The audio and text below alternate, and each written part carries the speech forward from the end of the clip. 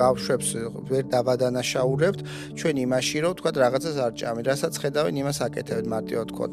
ერთ-ერთი პრაქტიკული ვიზიტის დროს ესეთი ის იყო, რომ ბავშვს უხსნით კვების რაციონს და წვნიანი ვახსენი, ასე ვთქვათ და მე კი ვჭამო წვნიანსო ბავშვმა მითხრა, მაგრამ სახლში არ კეთდება და არავინ არ მიკეთებს წვნიანსო.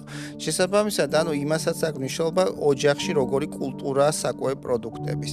და თუ ჩვენ ხედავთ, რომ ჩვენ ყველაფერს ვაკეთებთ ბავშვს ვაჩვენებთ მაგალითს, ყველაფერს ვასწავლეთ როგორც საჭირო ისე, მაგრამ უკვე ვერ უმკლავდებით და რაღაც აი ვთქვათ აკრძალა ხილი მთლიანად, ან აკრძალა ხორცი მთლიანად. ეხლა თუ ჭამს ცოტას ეგ მისაღები არის. შეიძლება ყოფნის აბსოლუტურად.